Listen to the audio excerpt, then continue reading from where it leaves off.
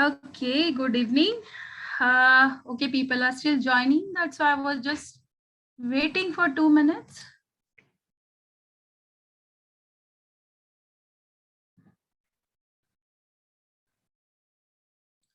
Okay, I think we will start. They will join eventually. Welcome from SNIC Rehab Foundation, and I'm Harshali Kharche. I'm a founder and the director of SNIC Rehab Foundation. We are based in Nagpur. You know now, but just those who don't know us, that we are Special Needs Integration Center, and we are working like for inclusive community. Please mute yourself, otherwise I will have to. Yeah, thank you. So basically, SNIC, we are working on various areas like rehabilitation, empowerment, health, advocacy, and belief.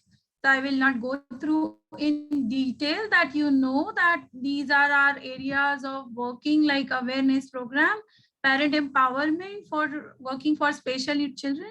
So many financial advisories session we have done, and we are supporting mental and physical health of the parent by various sessions and with various professionals.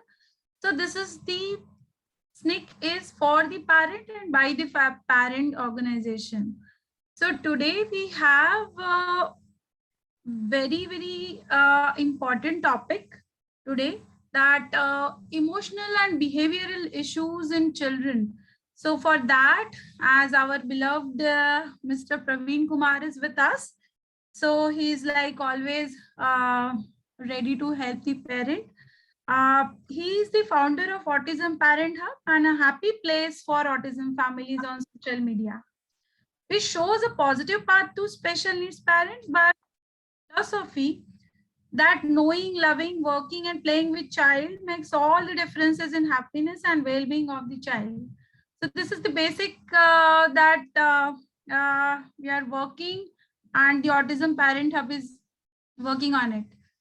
So I will request Mr. Praveen Kumar sir to take over, and we will start the session here with that. Welcome, sir.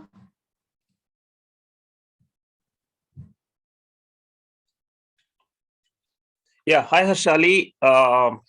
Thank you very much for creating this session for the parents who has sent questions regarding behavioral issues and emotional issues with the children. So most of you know me. My name is Praveen. I'm the one who started Autism Parents Hub in the social media to bring all the parents under one umbrella, share the concerns, share the resources, and start a positive journey coming out of the technical and emotional trap after the diagnosis. And we have more than 12 to 13,000 parents in each group. We have like several autism parent subgroups all over the world, including the subgroups, local groups, WhatsApp groups, and everything. So today the topic is we'll have some question and answer sessions also with the parents who has some a real serious concern with the children who has some behavioral problems at home. So with my experience and after taking some inputs from other behavior therapists, so I have taken some notes. I will talk about it for a few minutes, and then uh, Harshali will play a video, a small YouTube video, which I always start as a good starting point. So please see that video for 5 minutes, and then I will talk more about it, and then we'll have a question and answer session. Okay. And before that, I hope many of you has joined the calls before, and this is the checklist even today also. Whether you have a newly diagnosis, a child with autism, or you have a child with autism and you've been doing a lot of things and going like what I should do next, what am I supposed to do, what will be the tomorrow. So always have this checklist. First thing is, do you have visual friendly environment at home? Do you have visual friendly environment at home? If no, I want you to set up that environment, like putting all the pictures, schedules, appropriate pictures in appropriate rooms, family members pictures, and all the pictures what is needed for your child's daily living. That is a visual friendly environment. And if you want, you have some videos available in SNIC Rehab Foundation YouTube channel, and you can go and watch all those videos. The second thing is play friendly environment. Your child should have all kinds of play equipment, play items, play sensory issues, like playing with the ball, playing with the balloons, playing with the toys, playing with the puzzles.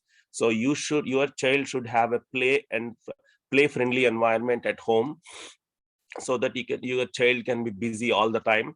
The third thing is the sensory friendly environment. So your child should have a sensory friendly environment, that tasting all kinds of foods, listening to all kinds of sounds, touching all kinds of textures, seeing all kinds of colors and everything, and then smelling all kinds of food, everything, whatever available in this environment. So that is sensory friendly. And then the functional development plan, like starting from waking up from the morning till going to sleep, your child should have a better sleep patterns, and the toilet training, and brushing the teeth, doing the bath, putting the clothes on, going outside with the shoes, socks, sandals, putting the buttons on, putting the zipper on, combing the hair, washing the face, folding the blankets, eating the food with the hands, washing the hands after the food. All these things comes under the functional development. Like the child has to live independently one day. And the next one is the education and the activity based plan. Like what are all the child can do, like riding the bike, running, walking, swimming, skating, doing exercise, doing a dance, playing a musical instrument, going for a walk, playing in the park, running, and anything comes under activity. So you should have that plan.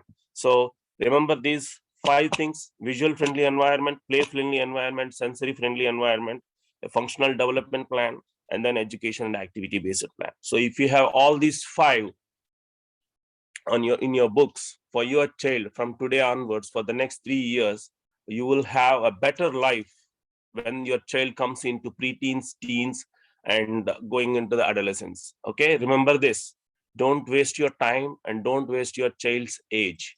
Every day is very important. So I'm requesting you one more time, I'll keep talking about of these five things every day, because without these five things, whatever you do is not going to be consistent. You will see the challenges every day, especially when the child goes into like 12, 13, 14, 15, 16 ages. You will see more challenges. By that time, your child should be functionally developed, emotionally developed, and get into all kinds of sensory friendliness, and ready to have an adaptive environment, going slowly into the teenagers. Okay, whether it is a boy or a girl, it doesn't matter. Whether you are poor or rich or educated or uneducated, working or non-working, it doesn't matter. You have to set up these five things. I'm telling you again, if you have a child with autism or ADHD or any kind of special needs, if you want to have your child to live on his own, then you have to set up this today. I'm talking about today. Okay. So I see many parents going in a loop. So this is the problem. The problem is not the child, the problem is not the autism, the problem is the approach, the problem is the setup, the problem is the environment, the problem is the way you have provided the platform for a development delayed child. Okay, so let's watch that video, and then I will talk about what is a behavior, what is an emotion regarding to a special needs child. As a parent, what I do and what you have to do. Okay, let's start the video. I'll be back in 5 minutes. Please, Harshali. Yeah, sure.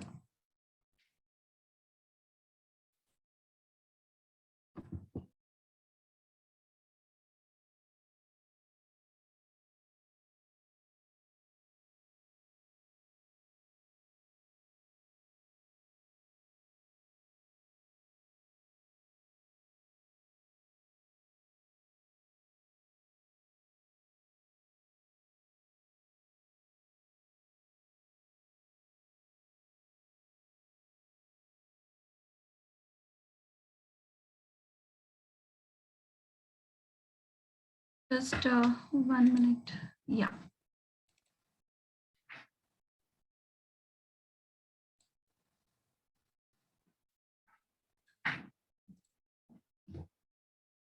allergies after this general assessment diagnosis. From here, can I play from this?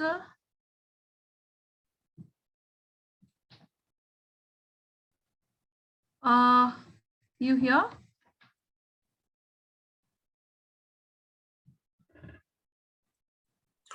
Yes, Harshali? Yeah, from 3 minutes you said. So I'll play from here. What kind of school program are they receiving? What kind of therapy are they receiving? Can you hear? Sound is clear? Yeah. Do you have any siblings? Do they sleep through the night in their own bed? How do they eat? Are they addicted to a bottle or a pacifier or something like that? Do they have any allergies? After this general assessment's done, then I look more closely at language through, preferably, I use the VB MAP assessment, and that's what I recommend for non-conversational kids. The assessment part is actually never done. You're always constantly assessing what is going on. Why is he having problem behaviors? Is it related to a skill deficit? Is it related to a medical issue? Is it related to intermittent reinforcement across all different people in all different settings? We just really need to constantly assess. At some point, too, we need to start making a plan and intervening. So assessment is number one, and the number two step is to make a plan. So what you want to do is you want to plan and prioritize. Your first order of business is to try to get major problem behaviors, that being self-injurious behavior, aggression, and property destruction. You're going to want to get those down to near zero levels. But in the end, it really does come back to those skills. We need to break things down, to pair up the learning environment, to incrementally desensitize to problems like a bathtub. So the child might have a problem. He may not like the bathtub. He may not like the water temperature. The water temperature varies. So could we keep the water temperature warmer than colder? Could we take the temperature of the water to make sure it's at a consistent temperature that he likes? Can we pair the bathtub up with foamy soap or alphabet letters that he can stick to the sides of the walls? Could we have him just practice getting in the bathtub fully clothed without water and give strong reinforcement? Maybe it's just the hair wash part that's the problem. So with any activity where there's problem behavior, we need to kind of be the Monday morning quarterback, step back and look at how we can repair the task, make it more appealing, teach the skills, teach the prerequisites, and give very strong reinforcement. Step 3 is your intervention. And like I said all along throughout this podcast, I'm not going to be really able to give you any specific guidance, but just in general, I think if you see problem behaviors, the demands are too high, and or reinforcement is too low, as I said. One of the activities that I have in my book is if I gave you $1,000 for your child or client to have a good day with little to no problem behavior, what would you do? And when I do this in front of live audiences, people generally get the answers pretty quickly. And it's basically like, let the child do what they want.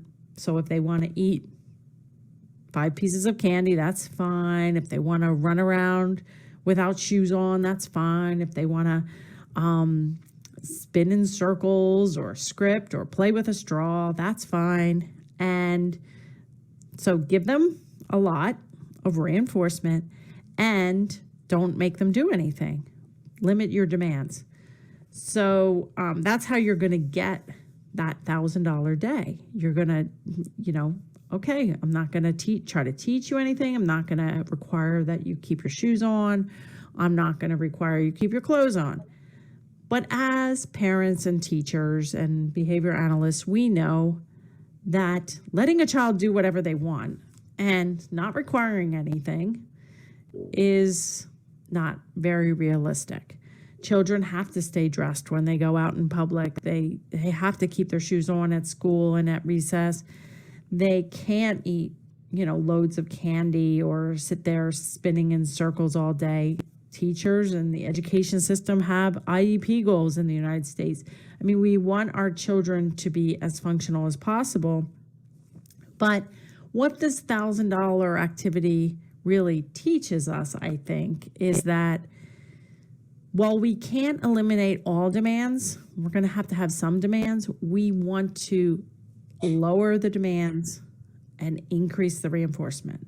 We want to be the spoiling grandmother when the child is engaging in good behavior. We want to be very reinforcing. We want to limit our demands. So if the child is not able to, sit in a 20-minute circle time without problem behaviors, part of the plan and the intervention might be we'll have them join circle time for the last 5 minutes when we do the goodbye song, which is really the only part of circle time that the child likes. The rest of the circle time, they'll actually be working on one-to-one skills, which they really need to catch their language up. This breaking down things and being super reinforcing and teaching incrementally, systematically, is one of the reasons I'm such a big believer in errorless teaching and gradually fading in demands. We know that schools have a lot on their plates, and so just giving you permission to say, you know what, let's look at this. Maybe we can break this down. If the child is pounding on the desk during math instruction, let's really look at, double-digit addition. Well, they're not really fluent with single-digit addition. So let's go back. Let's make the reinforcement higher. Let's make the math instruction lower. And let's see how we can help this child not have problem behaviors. The final step after we get through with assessment, planning, and intervention is that we want to keep data. And this might sound scary to a lot of parents out there, and even some professionals might be a little leery about data collection. I developed a system where parents and professionals could keep easy data on a calendar, and I've outlined that in a free video blog at marybarbera.com/video45. I also have a 9-page free guide that's called Turn Autism Around, and it is available for free at marybarbera.com/join. In this free guide is that 1-page assessment I told you about. There's a 1-page planning form, and there's more information about how you can keep data on a calendar, whether you're a parent or professional. I hope you enjoyed that little short excerpt from podcast number 6, and I hope that you will check out the show notes at marybarbera.com/6, where you can also listen to the entire podcast. And I hope you'll join me on my mission to turn autism around for 2 million by 2020 by subscribing and receiving a free 9-page 3-step guide, including that free assessment. Shali? Okay. Parents, you might have seen that video. That video is basically what the professional is trying to tell is the data is very important, like what is happening with the child before or after, and how to cut down the task or cut down the whatever the method you are trying to teach the child with a better reinforcement, and see how you can provide a better setup for your child to reduce the behaviors. Okay, so behavior is basically, as a parent, I see that as a response. Behavior is a response from my child when something goes against him, or if something is not acceptable for him. So that is a behavior. Okay, so the less behaviors, there will be more happiness in the family, and more behaviors, will lead to a lot of emotional issues from the child point of view and from the parent and the family point of view. So how to reduce the behaviors, and what are the chances that behavior occurs? Let us talk about the medical point of view. For example, last week a parent called, sir, my son is 7 years old, is a very compliant, and his development is going really good after the diagnosis, and suddenly he started crying every day, every minute. He's not sleeping at all, he's throwing away the things, he's getting very irritable all the time. So what happened? So I don't know what happened with the child, because I just got the input from the parent. But the first suggestion, advice I gave it to her is, definitely 100% that there is something happened to the child, either in the therapies or in the school or somewhere in the family or in the house or to his body. So first, can you take him into the bathroom, ask your husband to give him a warm bath. While giving the bath, check his any bruises or injuries or wounds in the hair, this part. Check his ears if there is any ear infection. Check his nose, see if there is anything inside the nose. Check his eyes, check his mouth to see if there is any tooth decays or any issues with his teeth or any problems or any swelling in the teeth.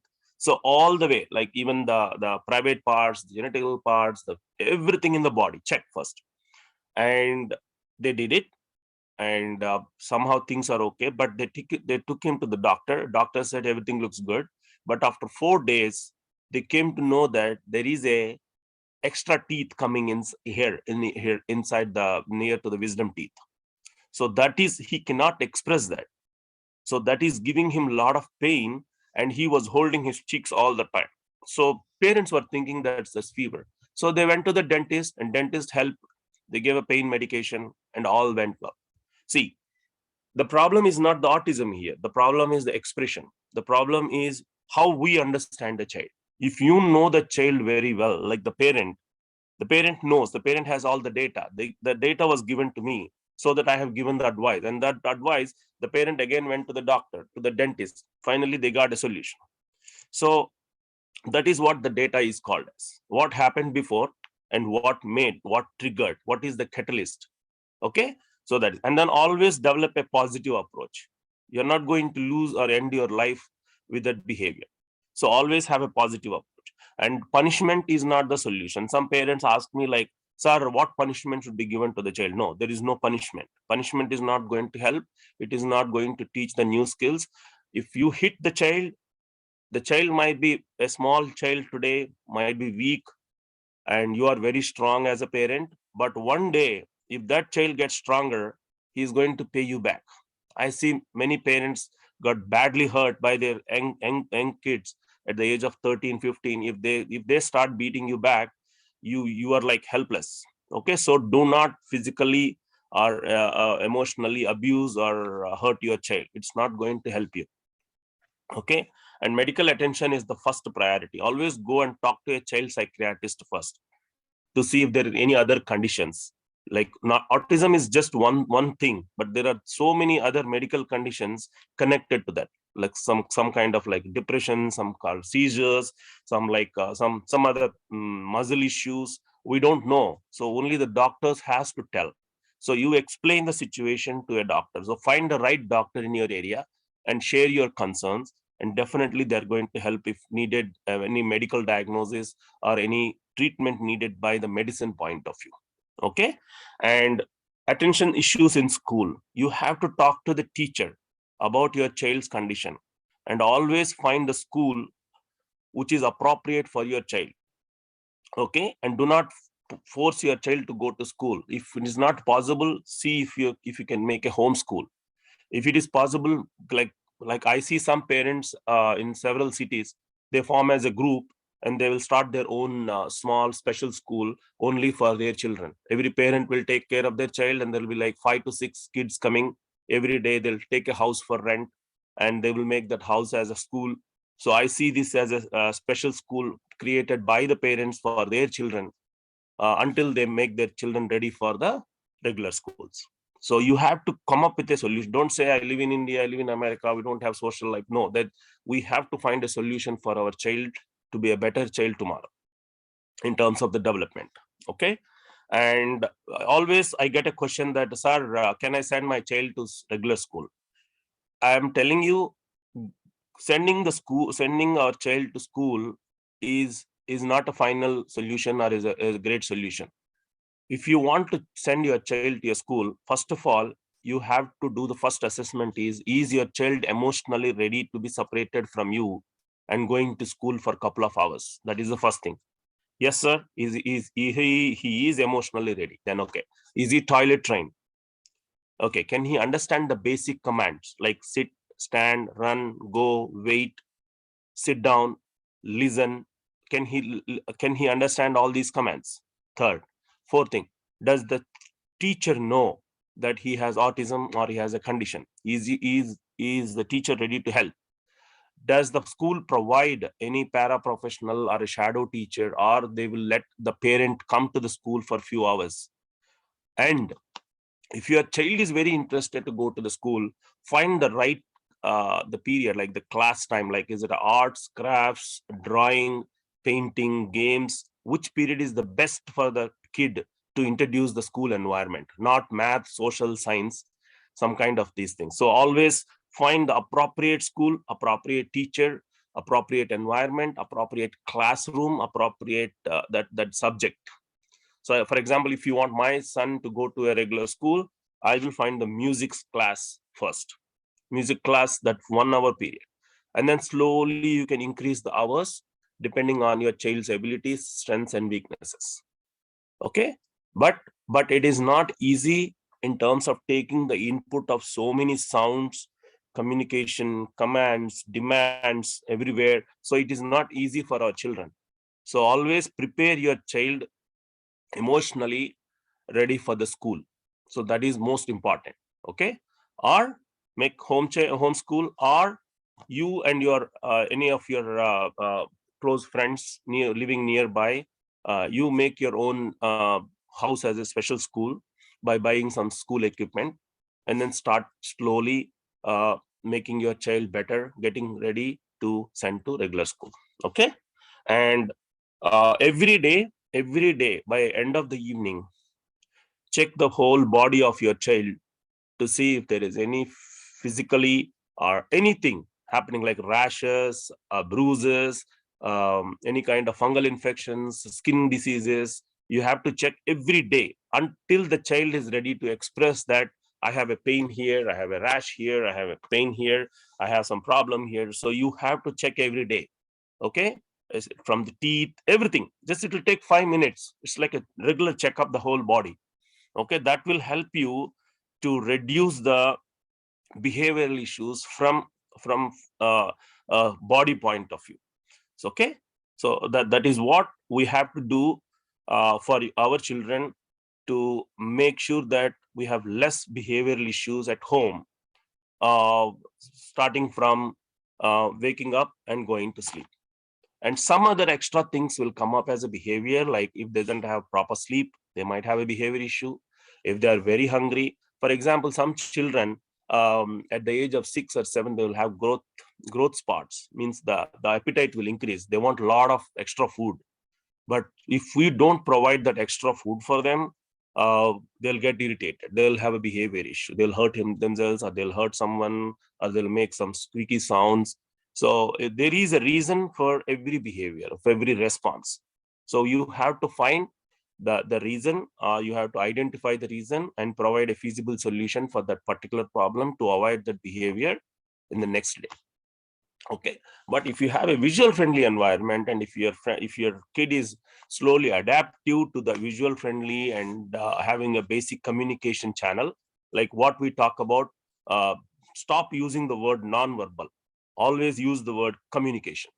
Is my child ready to communicate with me if he is hungry? Is my child ready to communicate with me when he is thirsty? Can I communicate with my child? Can I communicate with my child that the food is ready? Can I communicate with my child that we are going out? Can I communicate with my child that somebody is coming to our house as a guest? can I communicate with my child to that we are going to a birthday party? So that is important. Communication is very important. So we have some videos already recorded, and it is in the SNIC Rehab Foundation YouTube channel to how to build communication between you and your child using different types of tools or apps or ideas or the pictures. Okay, so communication is very important. There is no specific word, something like non-verbal, verbal. It is all related to the language, but we are not going up to that level to say that whether it is a verbal or a non-verbal. You have to always see that, can my child look at me? Can my child have an eye contact with me? Can my child have a joint attention with me? Can my child understand all my commands? Sit, stand, run, go, sleep, eat, wash your hands, wash your face. Can he understand all those commands? So start communicating with your child.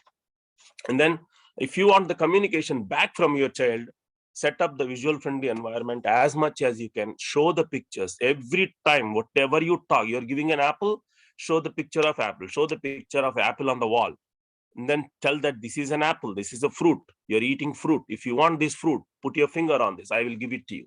So that kind of communication channel you have to build between you and your child.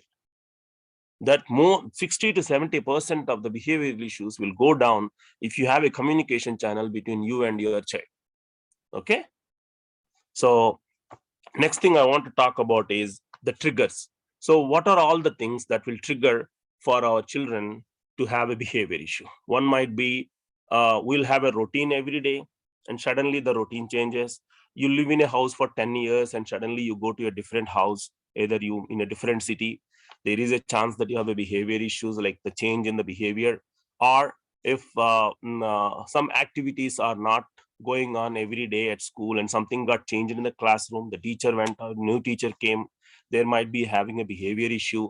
So always see what is the trouble in making in making the child understanding the environment, like either it is a sensory issue or it is a any kinds of sound that is disturbing. Like one child had a behavior issue because of the vacuum cleaner. They bought a vacuum cleaner and that sound is irritating for the child. He won't do any behavior, he won't do have any behavior issue until the vacuum is done. After few minutes he will start doing that. So you don't know what is going on. If there is any itchy on the skin, there might be a behavior issue. So always look what is going on. So then, okay sir, there are so many things going on to have a behavior issue. So what are all the strategies we can do, at least as a parent? So the first thing you need to do is, if you have that visual friendly environment at home, you can let your child know what is happen next. Like for example, if you finish this puzzle and then you're going to have a dinner, after dinner you're going to have this dessert. Like for example, if your child see a cake in the refrigerator and you're giving him something else, and if he has apraxia, or if he thinks that I already communicated to my parent that I want cake, but you have not given him the cake, your plan is to give him the cake after the dinner, or after dinner and after watching movie, or after dad comes. So you have to tell that, you have to communicate that to your child, that after you finish this you will get this. So that is what we need to do. So always tell the child that what happens next when you are providing something. Okay, and second thing is, you have to set some expectations and consistency. Today you are making your child sleep at 8 o'clock, and tomorrow you're making a child sleep at 10 o'clock. Today you're having dinner at 8 o'clock, tomorrow you're having dinner at 10 o'clock. So those things will definitely will trigger one day to have a behavior issue. So if like you have a set visitors one day, and then he's expecting that there is going to be a party in the house, but you have to tell that who is coming, show the pictures of the people who are coming, why they are coming, and what is going on. At least try to communicate with your child and set some expectations, that what you are expecting from your child. Like you have to behave properly, you have to sit quiet, you have to watch the movie. Okay, we are going to a movie theater, keep talking. That is what I'm talking about, setting the expectations and being consistent. And then always acknowledge your child. Okay, praise the child. Like if he has done even a simple thing, say that you have done a wonderful job. So respond, don't just keep quiet.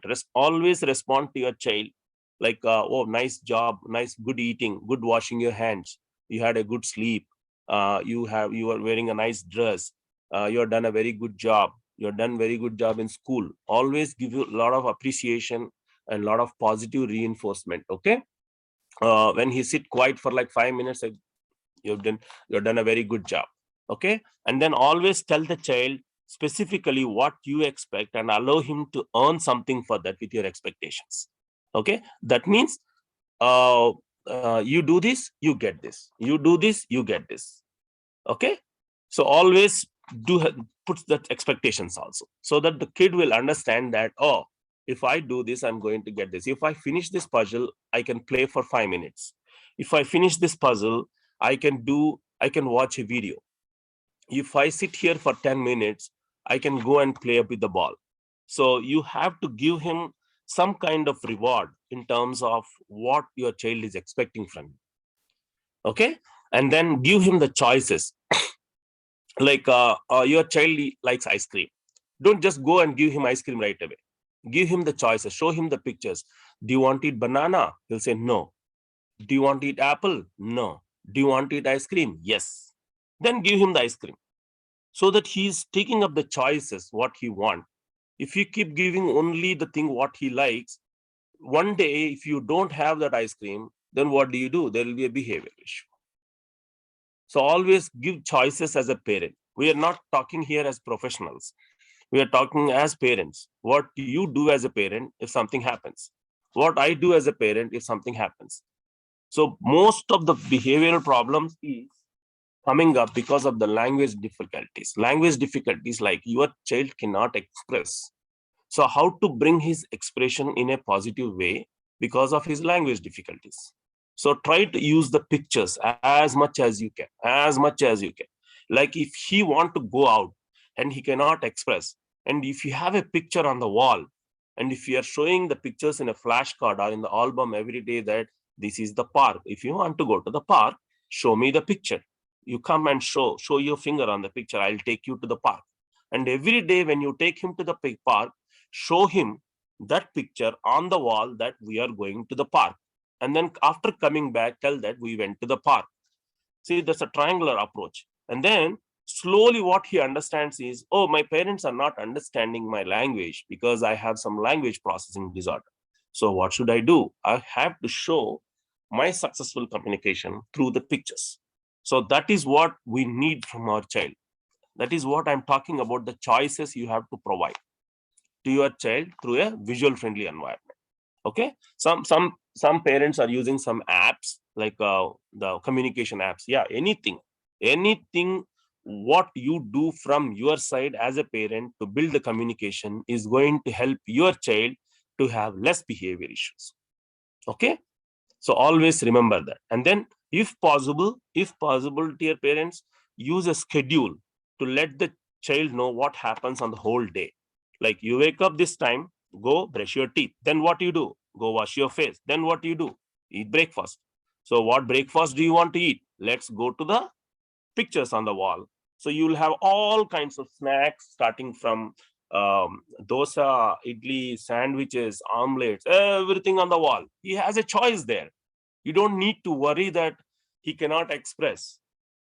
You show that picture to him, and then see, half of his communication problem is going down because of those pictures. And you're talking about those pictures every day. The key is what you are providing to your child. The key is not like what your child is expressing to you. Okay, a visual schedule will definitely help your child to manage the behaviors coming from the expression and the language issues. Okay, so remember that always. See if you can provide a visual schedule. Put all the pictures of like your family eating the dinner, your child eating the dinner, your child is brushing the teeth, your child is doing the bath. Always see whether you can communicate through a picture.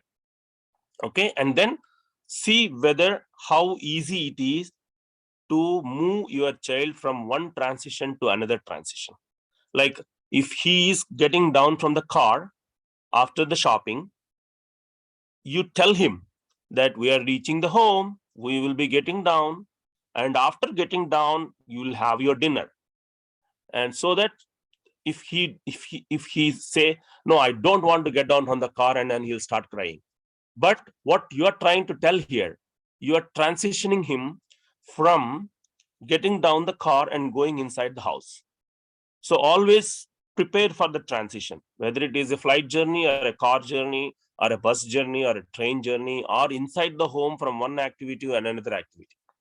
Your child should know what is going to happen next, from this transition to the next transition, from this activity to the next activity.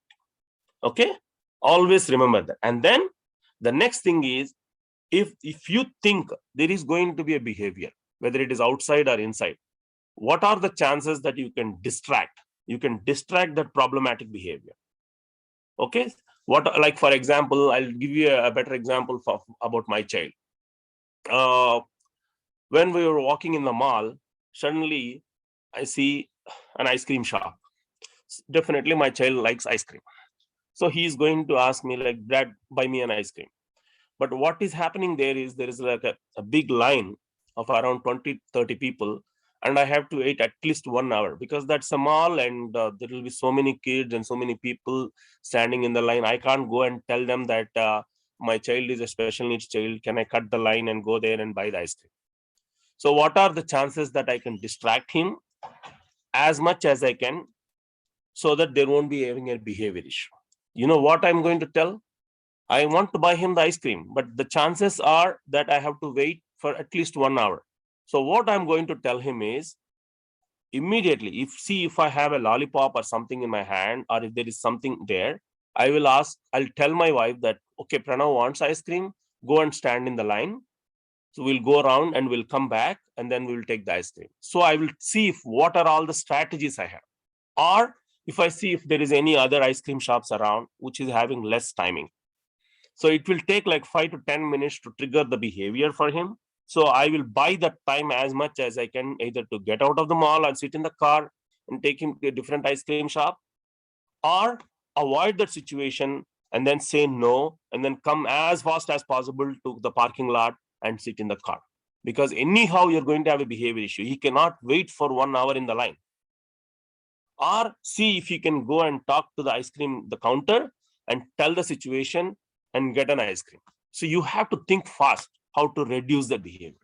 The better thing what I do is, I always find the right time for my child to go for shopping, not in the weekends or not in the crowded times. I will find a better time so that he can have his better a good time even in the mall. So you have to find the right approach to reduce the problem behaviors. Okay, and you should know when to say stop, when to say no. Okay, so if you think, if I say no, there's going to be a problem and a behavior here, see whether you can avoid it or not. And then one more thing is, there are so many situations that our children will get overstimulated with the sounds, and even like in the large crowds in the movie theater. If you want to take your son to a movie, find the right movie in a right time, like not like first day or second day. We always go to the movies with, like, if the movie is like already running around for a few days and there is no much public, then we'll find the right seat for him, exactly to the exit door, and I will buy him a popcorn and a soda, and then I'll be ready to leave the theater anytime if there is going to be a behavior. But I will buy the time as much as I can to reward him, so that he can sit in the movie theater for 1.5 hours to watch the movie. Okay, we cannot make him sit at home all day. We have to take him to the theater. Same thing with the restaurant, same thing with the saloon shop, same thing with the malls, same thing for walking. So you have to find a right approach, right time, right method, right way of understanding your child to give him a better input and take the better output from him. Okay, always see the quiet place for him to distress that, because our kids will have a lot of anxiety, a lot of the issues with the sensory. So we have to support them. We have to demonstrate them that my parents are helping me. My parents will always try to help us. Okay, and then make sure that your directions are very clear, short, and concrete. Don't keep on use big sentences. Always use very small sentence, very clear, very short. Okay. And then try to take the advantage of positive moments. Your child will not have like a running around 24 hours. He will sleep for 8 hours, and he will be active for 8 hours. And then the rest of the 8 hours in the 24 hours time is not possible for us to play with him or to teach him or to make him sit. So it is not easy. So you have to find the teachable moments, the friendly moments, active moments. So you have to take that advantage. Once you have the self-assessment of your child as a parent, that this is the right time for me to make my child play. This is the right time for me to make my child understandable. So 24 hours time, find that 1 hour or 5 minutes of time that is called as a teachable moment. Okay. Teachable moment, active moment, positive moment, friendly moment are all same for you to get into your child's world. Okay. And then what other things we can do is, don't expect your child to do this every day. When you have an expectations, like higher expectations will lead to less results and then more stress for you. That will lead to more emotions from both child point of view and from the parent point of view. Okay. Find always the right activities for your child, either the puzzles or the crafts or the arts for the matching or finding, running, jumping on the trampoline, or doing some playing with the play-doh, playing with any kitchen utensils, playing in the bathroom, swimming, playing in the water, playing on the what do you call, the swing, anything. So always right assignments, right task, right activities will help your child to do a better job every day. Okay. And always look for that OT skills, that like hands-on visual activities. I always share that website, therapystreetforkids.com. Use that website as a handy for your resources, and then see if your child follow the visual activities, hand to hand, doing all constructing, like doing a Lego, doing a coloring, or drawing some pictures, anything your child can do with you with less frustration, with not getting feeling like overwhelmed. Okay. So basically some parents are trying to make their child to learn mathematics, to learn social, to learn science. I don't know how much it is going to help your child. So always start with very less interaction and more fun, less language and more interaction, something like that. So no less frustration. And the next thing is, you always should stay calm if there is a behavior, and do not worry about others, whether they are staring at you or they are asking questions or they are giving you a lot of suggestions. Even in our family, if something happens, everybody will jump in and give you the suggestions. See if you can avoid those, ignore those, and you stay calm. When you need help, you take a break and give a big hug to your child. Send your child to the bedroom and make him take a break, and you take a break, because your approach for yourself is going to play a key role. Okay. And then always take down the data, write down the notes, what happened and how to avoid this tomorrow, how to make a better tomorrow, how to make less behavioral issues tomorrow. Okay. So this is what I do, and we have like so many YouTube videos and so many blogs written by the parents to have better approaches for the behavioral issues. So I'm just trying to tell you generally, and let us take some questions from the parents about behaviors, and if there is anything seriously which you want to share with me and the other parents. Since this call is recording, so make sure that you don't share any personal issues, because this might be shared to other parents also. So you can start asking your questions. Okay, Harshali, let's let the parents talk and see what they want to say from their own voice, and then I can see if I can answer or get the answer from the other professionals. Okay. Sure. I'll request Pramita. You can ask your question. Thank you so much, Harshali. And thank you for all the questions that you have already answered for us. I have two questions regarding something you said. One is about school. For my 4.5-year-old son, there has been significant trauma from nursery school there where he used to go before COVID.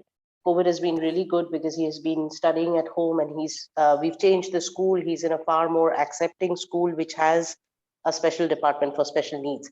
But he's still traumatized being in the same room with other children. His social skills obviously need help.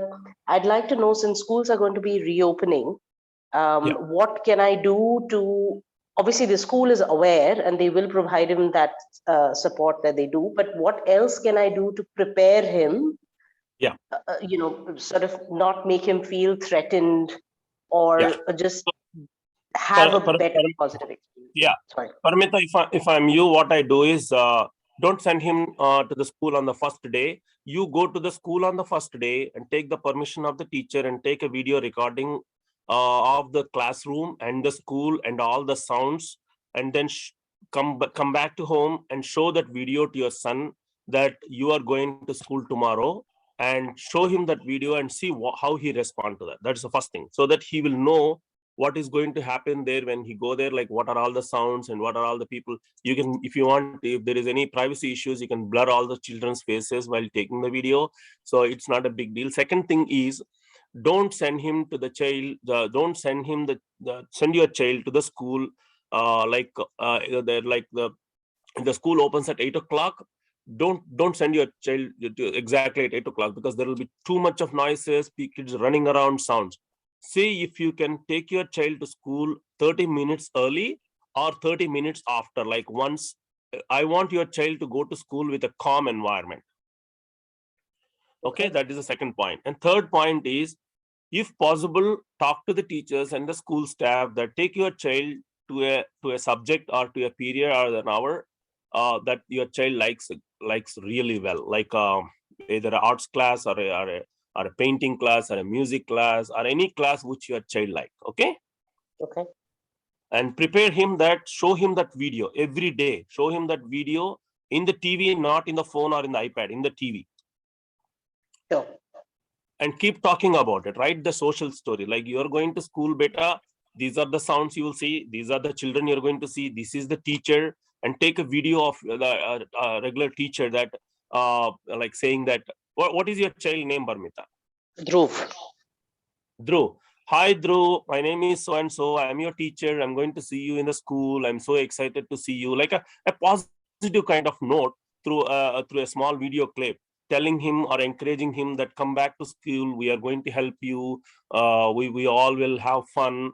So such kind of at least a positive note, a very encouraging note from the school. And always avoid the overcrowded, like what I was talking about. Find the right time to take him into the school. For example, my son Pranav, when the high school starts at like 8:30, he will be in the school by 8 o'clock and he will be in the room by 8 o'clock. So that is like a 30 minutes transition time for him in the classroom. Or take him to school after 30 minutes.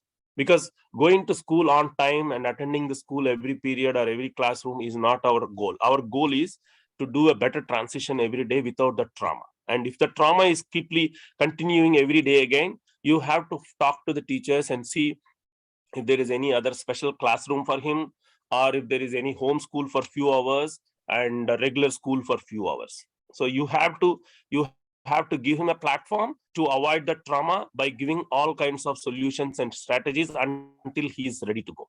Okay, Paramita? Sure, sounds great. May I ask another question, or would you rather take some more questions from others? Yeah, sure, but please make it quick. Very short. Whatever you said about communication really works for me, but I'm sure that there is more that I could do. One example is that he wakes up very, very dysregulated. And although I've lined up a lot of fun activities immediately after, one of which is going out, talking to your, playing in the garden, etc., nothing seems to work when he's not even woken up. He wakes up at his own time. He's not hungry. So none of the physical needs are there, but he's just extremely dysregulated. So my communication so far has not been working, including the visual schedules. What am I doing wrong?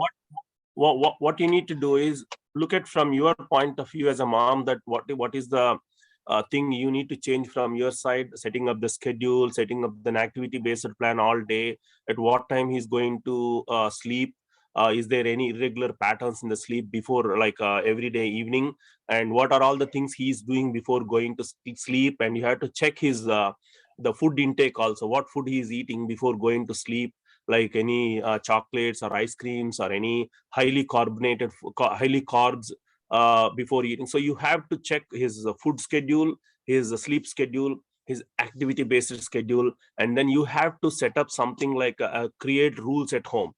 Or by 8:30 the dinner should be done, and by 9:30 your child will be going into the bedroom. Either you keep reading the book for him, or you will put the music on, and he won't be entertained for anything after 9:30 in the living room or in the family room or in any place. He will be in the bedroom by 9:30, and next day morning 6:30 if you want to wake him up, you will give like 15 minutes buffer, but by 6:45 he should wake up. That's it. Okay, thank you very much. You have to create. It's not like your husband go to sleep at 11:30 and you go sleep at 12 o'clock. Everybody should go to bed, and then if you still have some work to do, I want you to plan after he go to bed, and then with less noises and less disturbances and less distraction. Sure. Yeah, at least for few 3 to 6 months. Once he get that sleep pattern, once he get into that pattern of like, I have to go to bed early and I'm ready to sleep, then you can do your things normally as what you have to do, like working or cooking or cleaning or anything. Okay. Okay. Yeah, next question, Next Harshali. question. Yes, I would request Preeti. Please Uh, go. Yeah. Thank you, Praveen sir, for such a lovely session. I have a question. My 9-year-old is on high functioning autism. He's otherwise very okay, but he's very sensitive. So like he went for swimming and he loves water and everything. But when he sees kids of his age do things which he cannot do, it has been a regular thing now, and he started noticing this, that he gets very sentimental, and that time he just smiles and tries to be strong, but at night then he starts crying, says I don't want to go swimming. Even the things he likes he stopped doing. How do I manage this emotional thing with him? So what he's trying to express to you, is he expressing something which is little what do you call, like emotional sharing, or he's trying to compare himself with other children? What exactly you as a mom trying to get the input from him? He is comparing himself, and he knows he cannot do things which other kids of his age are doing, and then he stops doing Can you those. can you give me an example, like what, like when he goes to swimming, Yeah. is he comparing his swimming skills with other kids, or what skills he is comparing? I need an example to start with. Yeah, so his other friends can put their head inside water, and Okay. he doesn't put his head inside water, and they just dive in and pick up things. Then he'll just say, my swimming goggles are not tight, and he'll just make stories and avoid that thing. But at night he'll come back and say, I'll not go for swimming. Okay. So he doesn't want to go to swimming because he's unable to do the things what other kids do. This is one example. There are others also, but he gets very sentimental and emotional. Okay. So have you spoke to any behavior therapist in school, or your own behavior therapist about it? Because of COVID, we have not gone to them, but yeah, I can speak to them. Yeah, Like you need to talk to a behavior therapist. What is happening here is, this is not something related to the autism, or this is not something related to the special needs. This is something related to his emotional quotient, because there is two things, like intelligent quotient and emotional quotient. So what he is doing is, either he is comparing himself with the other children, that I may not able to do it. So you as a parent, if you like, if I am his parent, what I do is, I'll try to encourage him that, see if we can, especially the swimming point of view, let's talk to the swimming teacher and see how you can build that skill. Some, like, you have to show him some social videos, that what we are gifted with, and what others are not having same kind of privileges. So you have to tell him either through a social story, or either you have to encourage him that you will be providing an extra support for him. Like, for example, if he want to dive in the water, what are all the chances that why he's not able to dive? He doesn't have that skill, or he gets scared, or what is stopping him to dive into the water as a swimming student? So what I do is I'll go and talk to the swim teacher or any swimming professional, or is whoever he is training getting from, like, my son wants to dive, so what are all the chances that he can dive confidently with other kids? Okay. Yeah, so you have to come up with a solution through either through a professional, or from your side you can talk to him, like, instead of making him more like emotional, like, oh, that's okay beta, you can do it, you can do a lot of things, you are doing all these good things, you are better when compared to others, they are just diving, but you can do all this. So see whether a positive kind of an approach from your side as a parent, to give him a boost up that he can do a lot, and don't worry about what he cannot do. And you will definitely, as a mom, you will give him an extra support, that extra training from the swim teacher, and an extra support from you, and keep talking to him that what he is doing every day, show him that what he can do, and boost up all his favorite activities every day, so that he is busy with what he can do, instead of getting into the approach of like what he cannot do.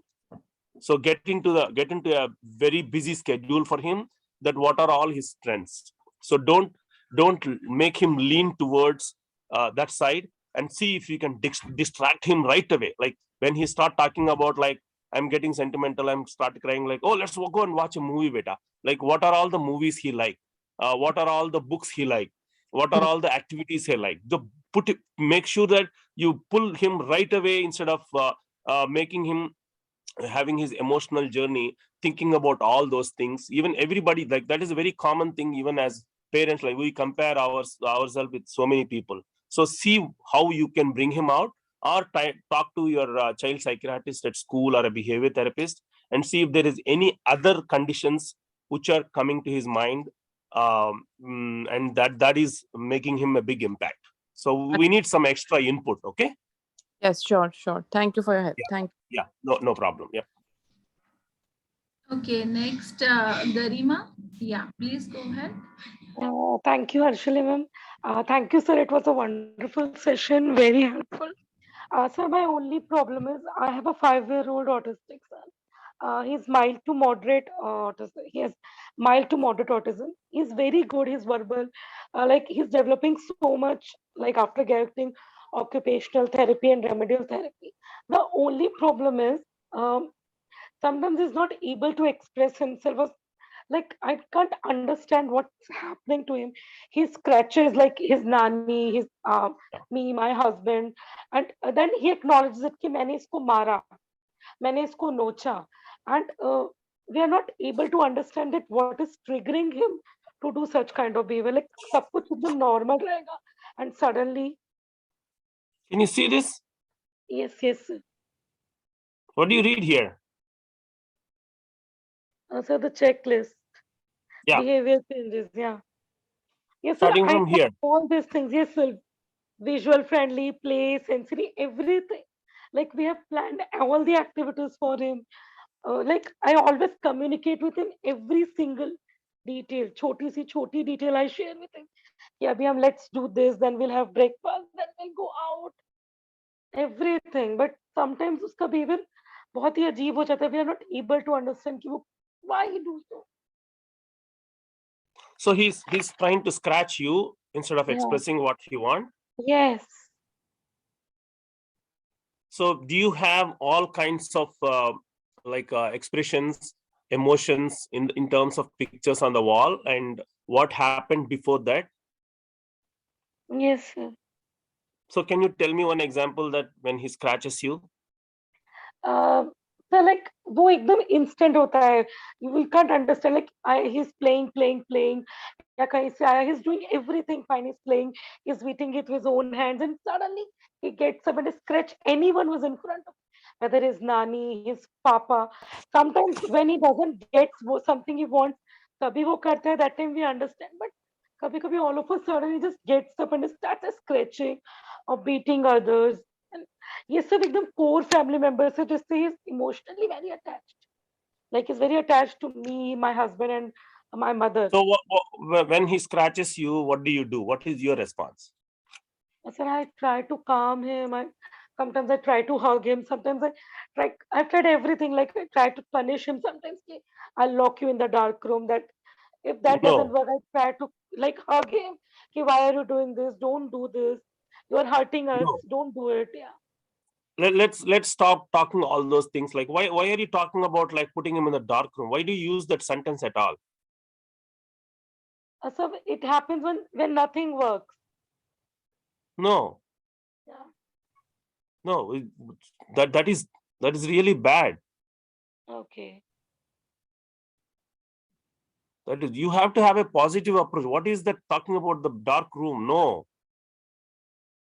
Okay. What happens if I put you in the dark room? No, I never put him. It's just ki if he'll stop him from doing No, it. that's different. You have to have a different approach instead of having a even the Okay. word punishment, the word that the all these things is not going to help your child. It increases their anxiety. It increases their assumption. So what I want you to do is next time when he's doing an activity, tell him that what will be the next activity and when that activity will be done. Maybe he's getting bored, or he might be getting like, what am I going to do next? And how much time I have to do this, and what is the end for this. So you have to set up a timer, like beta, you have to do this puzzle from 8 to 9 o'clock, and 9 o'clock you will have your dinner, and then after dinner you will watch a movie.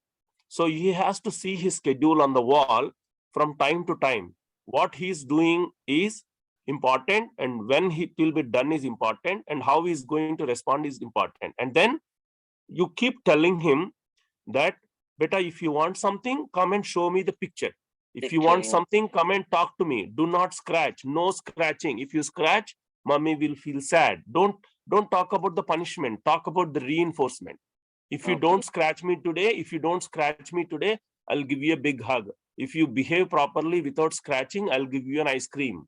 If you behave properly, I'll give you this reward. If you want to watch a movie, I don't want you to scratch today. If you scratch, no rewards today. If you scratch, no rewards today.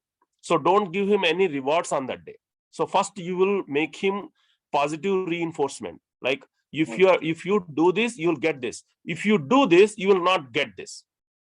Okay. So So sometimes I feel like he's not even listen, he's not understanding what I'm telling him. And I think that's him the the picture. basic problem. That is what I'm talking about. If he's not understanding means he is not imagining, or he's not pretending, or his brain is not processing. If you have a picture on the wall, try Yeah. to have a triangular conversation, that what you are trying to tell him, show him in the form of a picture or in the form of a video. That is his brain. We are not talking about mild or moderate autism.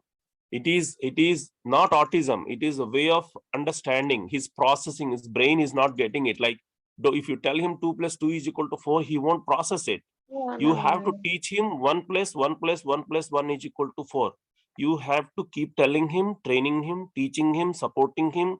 You have to provide the environment for him until he gets it. There is no end to that. Okay, look for a positive approach. I'm telling you again, today, from tomorrow morning, this is your approach. Beta, if you want something, come and talk to me. No scratching. If you scratch, daddy will feel sad, mommy will feel sad. If we feel sad, there won't be any rewards for you. If you scratch today, this is what happens. If you don't scratch me today, this is what is going to happen. Show him that cause and effect. And you have to find the right approach for him to convey his emotion, like what is making him. If it is suddenly Yeah. happening, means there is something, there is some reason. There is no inappropriate behavior from our children without a reason. There is a reason. That is his emotion. He might be getting either anxious, or he might be getting some kind of irregular something in the mind, and then he is expressing that in the form of scratching. Because first time when he scratched, he got your attention. So he liked that attention. He enjoyed that attention. He understood that this is how I can make my parents give attention to me. So that is continuing. You would have stopped this on the first day itself, but now it is continuously going on, and you are responding, and you are giving some kind of attention for him. He took that as an advantage. So it is your job to stop it.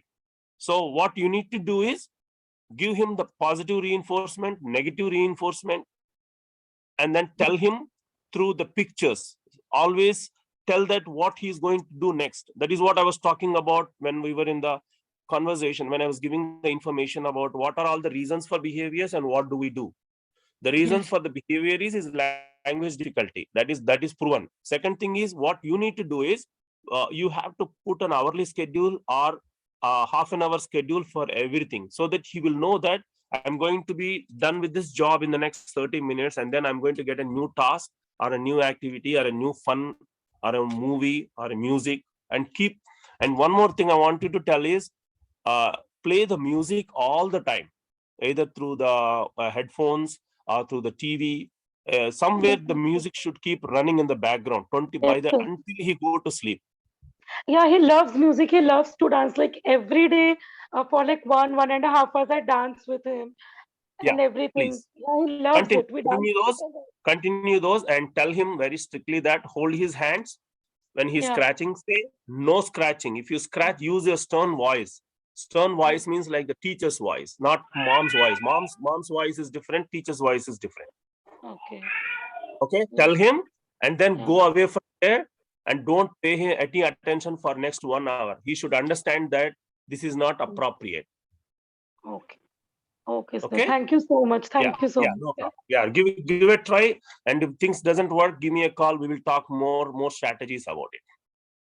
Thank you so much, sir. Thank you. Yeah, Thank yeah. you, Next Harshini. question. Yeah. Yeah, next, Andrian, please go ahead. Yeah, thank you, sir. My son is 4.4 years old, and he is very good in cognition. But the most problem is that his behavioral issue sometimes. Like, I'm telling you a few instances. Like, some days before, some guests were supposed to come to our house. And before that I prepared my child. I told him that what he is supposed to do, how he should behave, how he should welcome and all. But when the guest came, he just behaved in a very weird fashion, and he keeps on telling that I don't like this uncle. I don't say hi. I don't say good evening. Things like that. Or Yeah. he has a book. He has 2-3 books on behavior and on things like that. So then he started saying lines from there, that here it is, one line is written that you should greet your guest very properly. So he started saying from those books that I will not greet my guest properly. So कभी कभी ऐसा problem हो जाता है कि हम उसको मतलब बिफोर हैंड प्रिपेयर करें भी तो वो नहीं करते। जैसे ये एक इंस्टेंस है, और एक instance is there every day in the school I keep on telling him that you should greet your teacher, say good morning, but somehow he is not willing to say at all, not willing to greet his teacher at all. Okay. Yeah. What is your name? Monica, sir. Monica Bhattacharya. Monica, let's stop thinking about like why he's not doing it. So for next 15 days, don't tell him anything about how he has to do with the teachers or with the guests. Don't expect any like don't demand anything from him. Okay. Okay, sir. Just let him do whatever he wants. Let him go to school, let him do his job, and don't force him to say hi to the teachers, say good morning to the teachers, and do not, like, he's doing that for some kind of attention, because our children, if they get attention in terms of our face emotions, our expressions, or our what do you call, the voice. So they keep doing that every time, even though they want to do that. So I don't know what professionals are going to say about this, but even I see that when the guests come in, sometimes my child will giggle a lot. That doesn't mean that he don't like them. That means that is, he might be very happy, or he is getting little nervous that what are all the language I have to use, and what questions they are going to ask me, and what are the responses I have to give. Because our children, for them, it is not easy to do a multitasking. So it is not the problem with the child. The problem is the environment what we are creating for them. Maybe it is a good environment, but sometimes it is overwhelming for them, because we are preparing for them to receive the guests like it's an exam. So instead of that, don't talk too much about the guests. So just show their pictures that these people are coming, and don't demand anything from him. Leave him alone. And for the next couple, or try at least 5-6 times, when other new guests coming up, just show the pictures and say these people are coming to our house.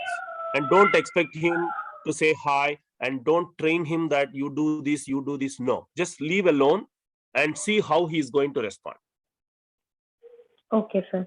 And Okay. one more, Yeah. one Yeah. more Listen. concern. Listen.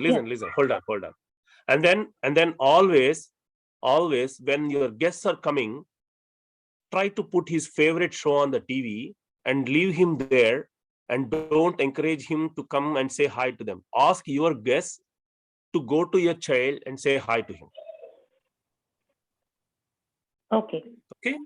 And then Okay. when the guests come in, listen to this. This is very important. When the guests come in, give more Yes, sir. importance to your child. That pick a game that you want to, your child likes, so that you and your guest will play that game with that kid. Okay. Any activity or any movie or any game what your child likes, that is going to do by you and by your guest. Okay. Okay. Okay. And next thing That's is involve him with you while you are cooking or baking something or doing something in the kitchen. Ask him to involve with you while you are doing something in the kitchen. Okay. And then you sit next to him all the time and do the work along with him. Don't instruct him, join with him. Okay. So he should feel that, wow, my mom is helping me, my mom is playing with me, instead of my mom is trying to tell me to do this. Okay. Okay. So you have to Okay. change your communication strategy and your way of strategy to make him more confident and more happy. Okay. Okay. So don't stop saying do this, stop saying do that. Start saying let us do this, let us do this. Yes, sir. Yes, sir. Okay. Yeah. Next Yes, next sir. question. Yeah. Sir, one more concern. Like, Yeah. we always try to, restrict saying no. This we do always. But what if he wants to play with Matchbox? Then we have to say no, na? Otherwise, we have to say the consequences that this will happen if you play with this. Then he keeps on trying, okay, ho jaane dijiye. Aag lag jaane dijiye. I will play with fire. Okay. Oh, he want to play with the fire? No, not always. It's an example. Okay. Yes. Do you ever heard about social stories? Yes, sir. Yeah, write a social stories for each and every sequence what you're talking about. Like, for example, if you want to play with the matchbox, hold on.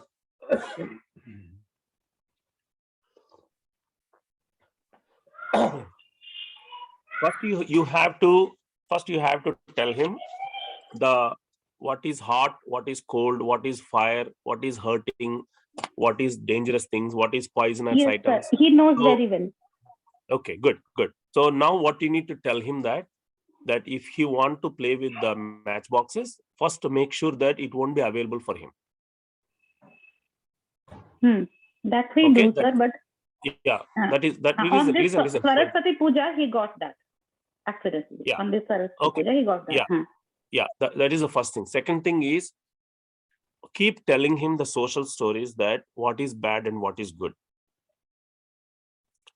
Write down three line, 4-line stories for each and everything what you adapt to your child, like whether it is a fire or a hot water or a poisonous item, anything. Write down a social stories that how that particular item is going to hurt him and why it is very dangerous. Okay, and stop paying the attention to him when he asks for the matchbox. Don't say no to him. Say something which is he likes, like, oh, do you want to play with the matchbox? That's okay. Let's watch the movie first. So get into his favorite items and distract him right away. Do not engage him in the conversation of what he likes. Pull him out of it as fast as you can. Distract him and get him into a positive world that he likes a lot. Somehow he is trying to get attention from you. That is what I understood. Okay. Because you have given a lot of responses when he was doing it. Okay, sir. Thank you very much. Thank you, Ashali ma'am. Okay, next question. I request Sushri S. Satpathy. Yeah. Hello. Hi, sir. Hi, Praveen, sir. Yeah.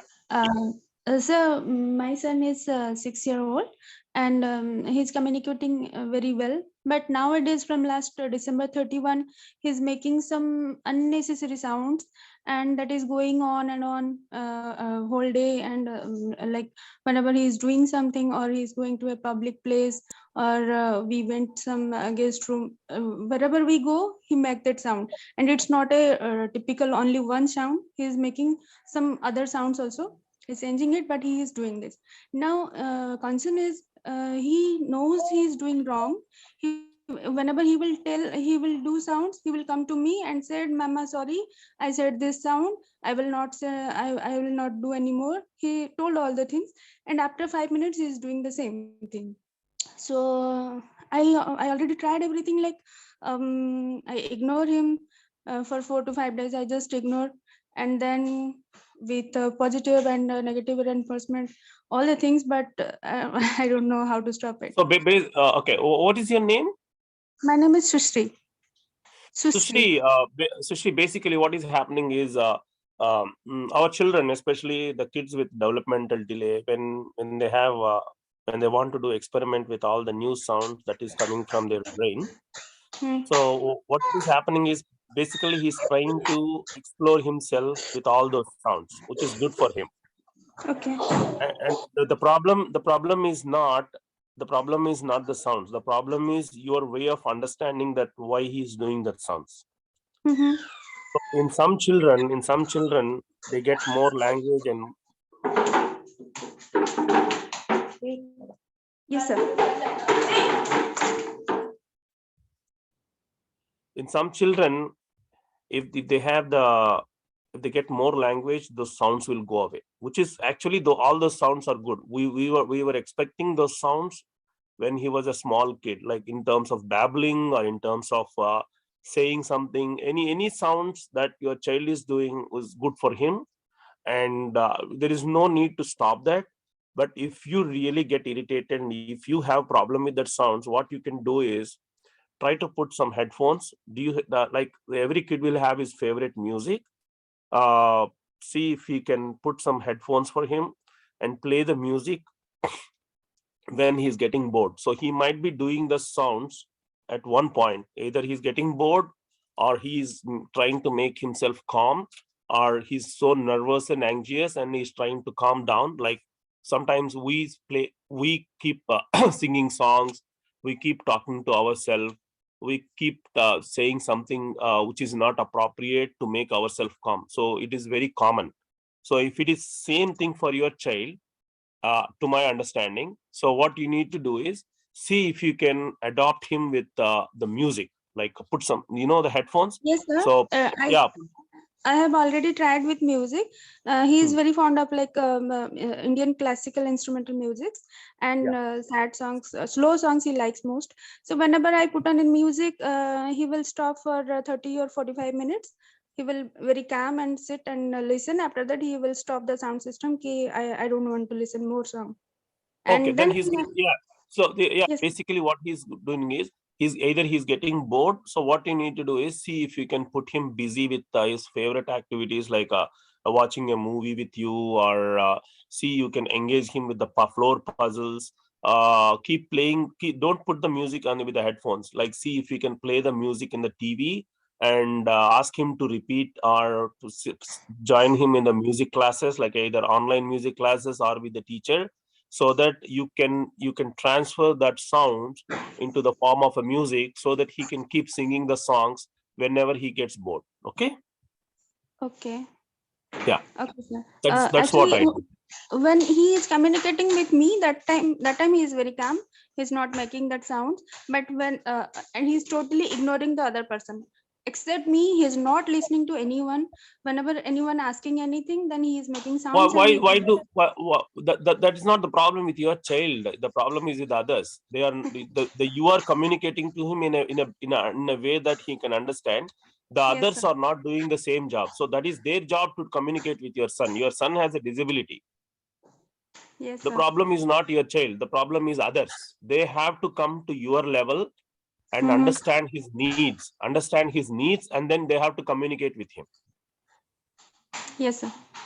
Yeah, it is my job. If, for example, if I come to your house, it is my Mm-hmm. job to understand how to communicate with him. It is not your child's job. He's a very small child and he has a disability, and you have to understand his disability. Whatever he is doing is not doing for something like his own fun. It is doing because of his brain. So you have to support his brain. You have to provide that environment, what I'm talking about. Give him an extra adaptive environment of music, either through the headphones or through the TV, and set up some music classes. And while he's talking like that, whatever the music he like, you join with him and say, let's beta, let's sing this song, let us Mm-hmm. sing this right. Very So distract okay. him and ask him to play sing that song what he like. And as soon as possible, set up music therapy for him in terms of music classes, in terms of music sessions. Okay. It will take time. The results won't come right away, because your kid is doing absolutely fine. The problem is with you, because you cannot process those sounds. Okay. Yeah, go to the next question, Harshali. Yes, please. Yeah, Abhilasha. Hello. Yes, yes, Abhilasha. Yeah. Good evening, sir. Yeah. Thank you so much for your very useful information. I have gone through the all information before also, and that's Yeah. really very, very, I got very helpful for my daughter. So Yeah. right now what I am facing, my 4-year daughter, which is very well in communication, in joint attention, in everything. She even speak also, mama apple nahi, mama Maggie खाएगी, mama walk nahi, car घूमने जाएगी, like that. And she is very much in communicate with gestures also. But right now, sir, what I am facing is like when she is eating dinner, and the moment she finish or just before it, she just pour the remaining foods in the table. Many times, like I try to avoid, just I sit beside her and try to um, engage her in a conversation, in a good conversation, so that she cannot do. But it feels like a race is going on. When you want to stop me, I will do it before the moment you stop me. It's like that. And the same things are happen when she will see the bucket full of water which we use for wiping and all other things. She just immediately poured that bucket within a fraction of seconds, and she even want me to see this, mama see, mama look, like that only. Okay. So these few things which I'm not able to understand, is it related to No, sensory issue or it's just a no, it's behavior? not a behavior. It's not a sensory. It's attention issue. So basically, what I want you to do is, when first thing is we are talking about the food. So is she spilling the food after finishing her dinner, or she's doing it right away when you serve? No, sir. It's not after, just after right away serving. It's before finishing, or just she's done with the food and then after, or in between when she don't want to eat. I don't know, but it's not immediately after serving. Okay, let's do one thing. Uh, let's check whether she's doing with all kinds of food or only the No. foods. Okay, Yes, hold yes. on. She is not. Oh, sorry. Okay, the first thing. And second thing is, Mm-hmm. try to give her little quantities. Like, don't give her like, for example, if she likes 2 chapatis and she's Okay. spilling the second one after finishing the first one, always give Mm-hmm. very small quantities. Okay. Let her ask you if she want more. Okay. When Okay. she says I want more, Mm. then give her a command that if you spill the food tomorrow, I won't give you the second one. Okay. Okay. When she spill the second one, right, even though after you give the instruction, take the plate Okay. away from the table. Okay. All done. I will not talk to you for the next 1 hour, and do not give any attention to her, and do not pay her any attention. Do not respond to her for the next 1 hour. Okay. Okay. So that our brain should understand that this is not appropriate. Hmm. Right. So the food problem is over. Next one, the water. When you are about to clean the floor and you Yeah. have the bucket of water ready, tell Yeah. her that this water is to clean. Okay. If you spill the water, that is not fun anymore. Mama has to go back and get one more water, and which is painful, and I feel so sad. Okay. If you do that, I will cancel all the rewards. Okay. Cancel the rewards means positive and negative reinforcement that we were talking about. Okay. Okay, cancel all the rewards. No more favorite movies, no more favorite food, no more favorite toys for that particular Okay. day or particular session. Okay. And then show that emotion in your face that you are so sad, and don't pay any attention for that. Just ignore her and tell her that all done. And then take away that bucket and do the whatever you want to do next day when she's not around, so that she will understand. Okay. Okay. Okay, keep Okay. doing it for 3 to 6 months, and Hmm. definitely she will understand that this is not appropriate for my age and for my behaviors. Okay. Okay. One more thing, as she is doing with the crockeries also, the moment she see the crockery cup like you are using right now, she will break it immediately. Yeah. She will break it Yeah, immediately. same thing. Apply Same the thing. same thing. What happened is, somewhere in the beginning, for example, I'll give you one small example. One mother called me that if she comes from work, if she don't give her handbag and the phone, he will go and hit his head on the wall. Okay. He's 9 years old now, and Oh. it is becoming a big problem, and he's doing it from the last 6 years, since he is 3 years old. Mm-hmm. So I don't know what they have done for 6 years, and they asked me that question over the Facebook Messenger. I asked him, like, is he doing it today? He said, no, sir, he's doing it from the last 6 years. So last 6 years, he got used to that when mama comes from work, he want the attention from his mom. Instead of she go into the bathroom and she go and cook and she spend her time, he want all the attention from her mom after she comes back from work. Mm-hmm.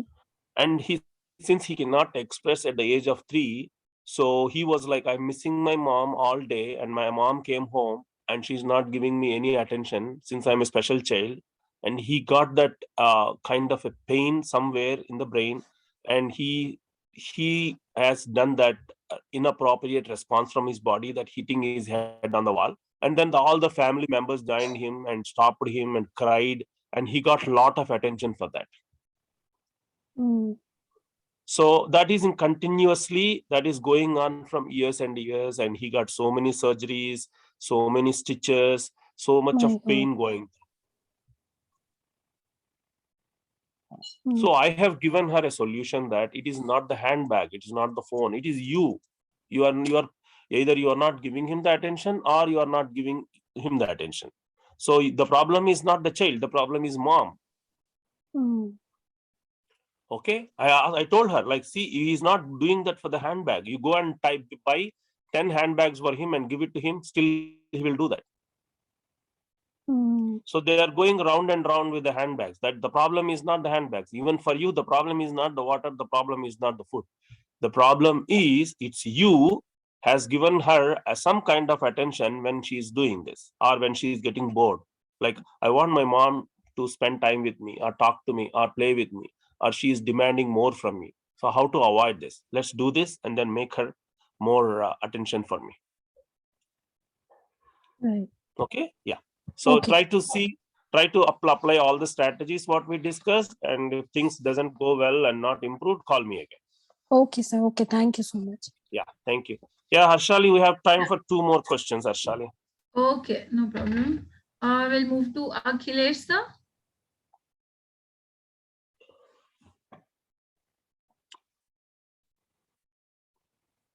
Akhilesh, yeah. Sir. Good evening, sir. Yeah, good evening. Hello, am I audible? Yeah. Yeah, thank you. Sir, my son is approx 3.5-year-old and he's totally non-verbal. I mean, neither he is speaking anything, just sometime mama or papa. Akhilesh, stop using that word non-verbal. That is the most irritable word in your child's world. Your child is not non-verbal. You have not provided him, or you have not given him an approach of communication channel. Can he understand your commands, Akhilesh? If you say something to him, can he understand? No, sir, he's not even understanding Hold our on, instruction. Akhilesh. Answer to my question, Akhilesh. If you say something to him, can he understand? No, sir. Where is the problem then? Is it you or your child? I mean, we are not able to understand what he wants. No, Akhilesh, let's come back to the basics again. This is very important. I'm always telling the parents, including myself also, do not use the word non-verbal. That is the first point we have to change from our side. Second point is, you have to question yourself that why my child is not understanding my commands. So the problem is not your child, the problem is you. So have you provided the visual friendly environment in the house, Akhilesh? No, sir, no, I'm not aware about that. Then so first let us talk about this. So until and unless you have provided the visual friendly environment in your house, put all your questions, put all your concerns away for the next 6 months, and do this 5 things for the next 3 to 6 months, and come back to me. I will definitely help you. So any question regarding non-verbal, parents? If you are talking about non-verbal today, you will talk about non-verbal after 10 years also. If you like me or if you don't like me, doesn't matter.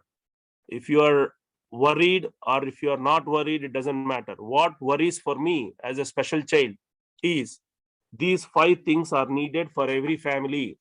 I don't know how many therapists and how many doctors are telling you after the diagnosis. Without these 5 things, without implementing these 5 things, Akhilesh, hold on. Without implementing these 5 things in your house, the results will be the same today, tomorrow, after 10 years, with more challenges, with extra challenges, and life won't be that easy. So stop using the word non-verbal. Only use the word communication. Can I communicate with my child? Yes. If my child, can I communicate with my child? No. If you cannot communicate with your child, then you have to start communicating with your child using these resources, in terms of pictures, in terms of providing a good visual friendly environment. And if you can communicate with your child, then start working with your child that how he can communicate back with you, again with the same pictures. So visual friendly environment will play the key role, the golden key to unlock communication. The visual friendly environment is the golden key to unlock communication. So when you go to China or Japan, Akhilesh, what do? You use the gestures. You don't use the language. You are non-verbal there. You go to any tribal place, which you don't understand the language. You are non-verbal there, but you can communicate. I can communicate with you if I don't understand English and if I don't understand Hindi. How do I communicate with you? Using the gestures. So start using the gestures at home and build the communication between you and your child, and then come to me and ask me the questions if there is any concern related to the communication. Because I have been doing this from the last 7 years, telling every parent that do not use the word non-verbal, do not use the word autism. Autism is a one-time diagnosis. Once child is diagnosed, it's diagnosis. Don't call the child is autistic.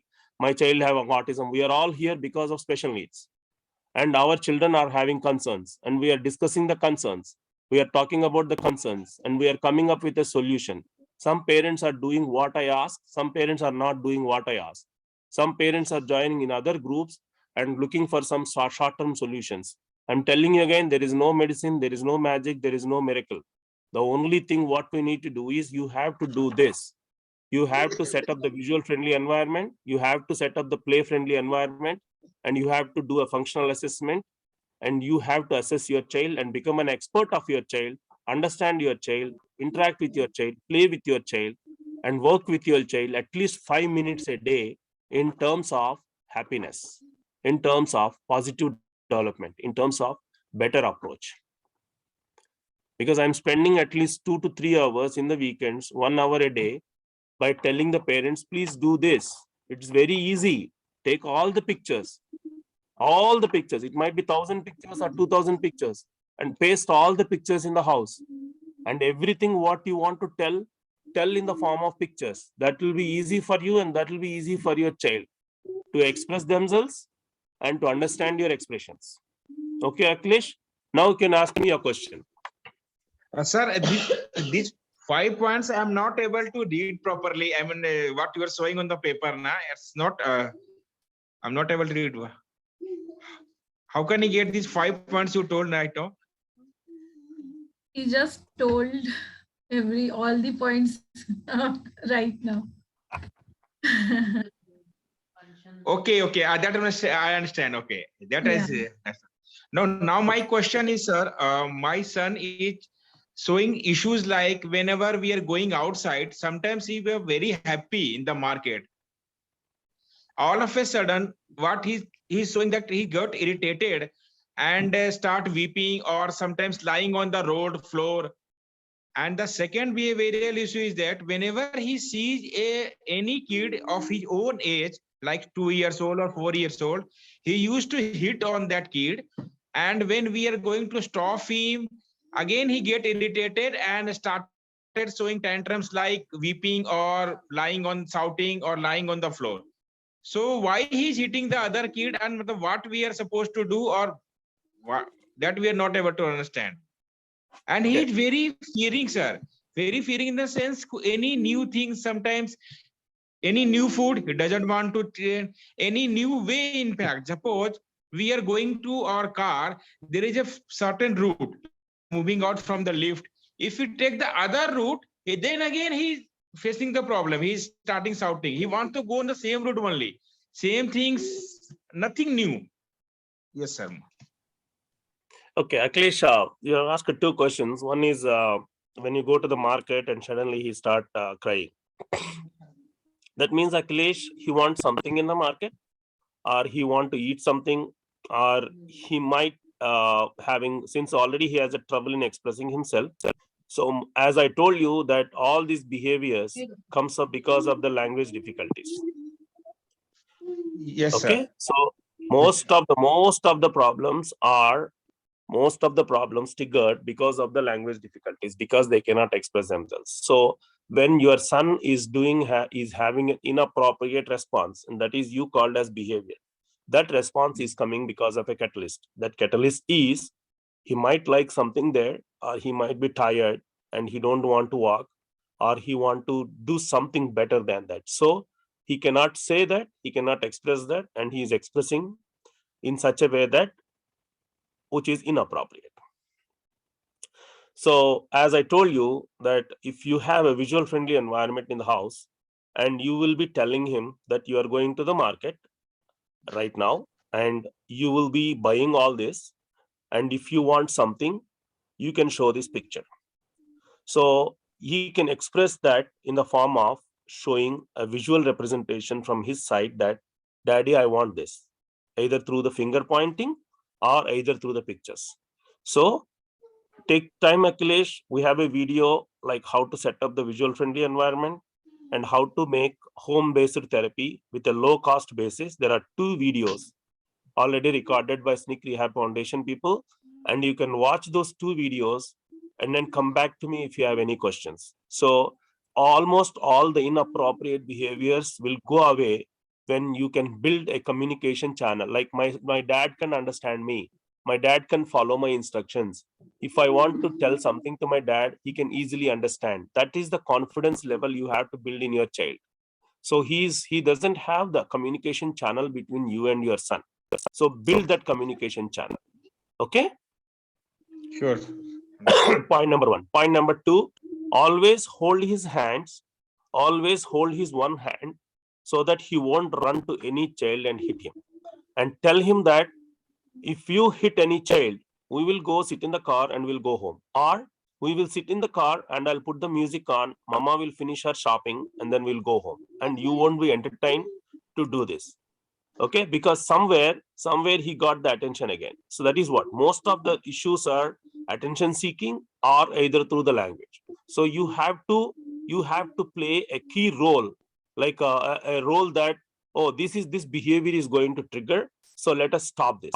So always try to act little faster and don't give him time, and see if you can distract him or try to avoid the situation. And one more thing, Akhilesh and other parents, keep in mind that there is no magic answer from anybody, even from the professional also. All you have to do is try your best. If you put sincere effort into implementing effective strategies and trying your best to meet the needs of your child in a positive way, you are doing the right thing. Even if you are not getting the results you hoped for at that time, on that particular day, always remember you are trying your best. Definitely the solution will be there. Additionally, children who do not appear to understand language may not respond to some of the strategies what we are talking about. But some suggestions for children with severe language difficulties are also possible if you keep understanding your child more. So half of the problems comes in if you don't understand the child. Half of the rest of the problems comes in from that side is because of the language difficulties. Okay. And if you are in a situation, again I'm telling you, I quoted this statement: if you are in a situation with your child which is unmanageable, seek the help of a doctor and seek the help of a child psychiatrist, or talk to the school teachers or talk to the professionals, and get the help as much as possible from that side also. Don't go into a loop of my child is doing this, my child is doing this, my child is doing this. Your child is doing that because of a reason, you know that. So there is no need of discussing that. So what do you do as a parent then? Am I doing this? Am I doing this? Am I doing this? So you have to evaluate yourself and come up with a better possible solution and do your best. And put your sincere effort in implementing that effective strategy, what you understood from either through YouTube videos or Googling. Okay, but I promise you, Akhilesh and other parents, most of the behaviors, most of the challenges, most of the communication problems, most of the language difficulties will be going away, or will be lesser, or will be better if we continuously do this, starting from visual friendly environment. You can ask me, what is visual friendly environment? We have a video clearly explained how you can implement visual friendly environment in the house. I know we have like around 62 participants now. We have like 84 before, now it is 62. I honestly, if I ask you like how many of you are really implementing these 5 things, which I'm talking about for several years, maybe 1 or 2, only 1 or 2, not more than that. But it is my job to tell you that there is no quick solution, there is no quick fix until you provide this environment. This is a platform. Like you need a platform to get the train into the station. You need a runway, or you need an airport to get the flights coming. Same thing with a special needs child. A special needs child needs a visual friendly environment, a play friendly environment, a sensory friendly environment, a functional development plan, an education and activity based plan. All these 5 things for a better positive journey in the area of special needs to make your child independent with less behaviors, with less challenges, and more outcome in terms of his independent living skills. I'm telling you again, if you are here in this session just for time pass or just to see if there is any quick solution, arms up. If you are here to really work seriously work with your child in a better way, is set up this, try for 6 months, you will see wonders. You will see wonders. If you want, I can give you the phone numbers of parents who have set up this visual friendly environment, and I have mentioned little in a more explanatory way that there are 23 points in the autism parent subgroup, and so many parents are trying to implement it. Try to use those. 3 years, I'm telling you, I promise you, 3 years there will be a much change, and you will live a very happy, positive parental life with your family, with your kid. Okay, so please understand my pain and my, as an experienced special needs parent, I'm telling you, whatever you listen outside with the other quick solutions, they're not the truthful or the positive testimonials. So please set up this environment and try to take the advantage of the technology and resources, and use the other parents' experiences, and continue your journey for next 3 to 6 years, and you will see a light at the end of the tunnel. Okay, so I hope you understand what I'm talking about, and don't take me in a serious note, take me in a positive note, that what I'm talking here, sitting here with Shali once in a while, at least 2 times a month, telling you guys that this is what you have to do, because I have done it, I have followed it, I am following it, I'm doing it, and I'm sharing my experiences in terms of positive strategies and experience and practical strategies. Okay, yeah. Next time we will join you with another session with more question and answers, or maybe whatever the area what more parents are concerned about. So any behavior issues, the only reason is language difficulties, adaptive environment, and as parents we are giving more attention. Okay, so try to use the positive strategies what we discussed, like starting from what you can do to your child at home, like tell the child what will happen next, and good transition from one task to another task, or from activity to another activity. Be consistent and follow through, set the expectations, okay, and acknowledge your child that what they are doing, and then give an appreciation, and then tell your child specifically what you expect, and allow him to earn the privileges. Give choices like what is good, what is bad, and always use a positive note of making him watch the good movie, good playing with a good toy, and encourage him with all the transitions. Use a visual schedule that what is going on every day, every minute with your child, so that he will know that, oh, I have to do this now, I have to do this next. And then distract or redirect the problematic behavior instead of saying stop or no. If you say stop, that will increase the behavior problem. If you say no, that will increase the behavior problem. So always try to distract or redirect. Always distract or redirect. So remember that. Okay. And then look for overstimulation. Like if you are in an overcrowded area, try to avoid that. And always try to bring him to a quiet place to reduce the stress first. And then make sure that your directions are very clear, very short, and very, very concrete. And then take the advantage of the moment where your child is happy, and try to get into his world, and try to teach him, train him, and play with him, and make him understand that what you are trying to tell him. So that teaching moment is very important. Okay. And when giving the task or assignments or anything, children will do better if they know when that will end. Tell him that you will be once you are done with this, you are done. You'll go to sleep, you go watch a movie. So tell that this will be after this will be done. because they don't know how much time they have to do. It's like writing an exam from morning till evening. Tell him that the exam will be done in 2 hours or 1 hour. Exactly like that. Tell that this will be done in 10 minutes. So put a timer. Once that is done, that is done. Okay. And then give the visual friendly environment as much as you can to the child, and stay calm when there is a behavior issue, because that will go away in the next 10 to 15 minutes. And try to bring the child, if it is a public place, try to bring the child into your car or into your place in a calm environment, or come home. Okay, keep doing it until your life gets better and your child lives get better. But I promise you one more time that please set up the visual friendly environment in the house. That will give you a better output with your efforts, with your sincere efforts, with your hard work. Okay. Yeah. Any other questions, Harsali? Serious questions. I'll take one more question if needed. Okay. Just one more question. Mr. Avinash is waiting since long, so I'll just ask him. Yeah, Avinash, please.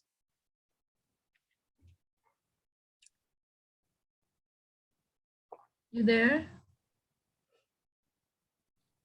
Okay, I'll move to the one more. Itishri, you there? Yeah, thank you, Harsali. Yeah. Am I audible? Yes. Yes. Okay. Hello, sir. Thank you for the wonderful session. Actually, I have two questions. My son is 9 years old, and sometimes what happens, he laughs uncontrollable, means outside and in home also. So whenever I asked him question, what happened with you? Why are you laughing? Then he is able to give the reason behind why he laughs. Like he thinks about the past tense. Means in past. Hello. Yeah. Yeah, Tell in me. past what happened with him, and he is able to give the answer. Though that is not so funny for me, but it was funny for him. So in that way, in that case, what should I do? How can I stop him not to laugh at least outside? Yeah. Okay. Are you in Autism Parents Hub group, Itishri? Yes, sir. Yes, sir. So after this conversation, go into the group and search for giggling. That is not laughing. That is called giggling. Giggling. Okay, sir. Okay. Search in the group for giggling. Giggling. There is a clear documentation written to how to avoid the giggling. Yes, sir. So giggling is an inappropriate response from the body. It comes for various reasons. Yes, sir. For example, let me tell you top five reasons. If your child is having an instruction from the brain, like he is gassy, he wants to go to the bathroom, he has some contractions in the bowel movement, and he's ready to go to the bathroom, but he doesn't know where the bathroom is, and you are in a new place, or he want to go to pee and he want to go to toilet, like urine, but he doesn't know where the bathroom is, and he thinks that he already told you that, Mama, I want to go to toilet. But that expression, the speech mechanism comes from the brain, that is not delivered from the mouth, but the brain thinks that I already told Mama that I want to go to the bathroom, either urine or bowel movement, but you are not taking him, and there was no response from you. At that time, there is so much of inappropriate responses come from the brain. That is, one is giggling. So he will start laughing because he sees gassy, he doesn't want to go poop in the pants, and he doesn't want to go urine also. So he is looking for a bathroom to relieve himself. So the response is, he won't cry, he will giggle. So that is one reason. Second reason is, if he had a food which is bloating, like for example, some kids, if they eat cheese food or any too much of peanuts, too much of chutney, too much of fermented food like dosa. So when you eat the junk food outside, there are more chances that our kids will have bloating. Everybody will have a bloating, but other kids will respond. But these kids, either through they giggle or they get irritated. So that is the second. So that is from their body. Second, giggling is if many people are staring at them, if many people are trying to look at them for his attention, then he's feeling discomfort, like why is people looking at me?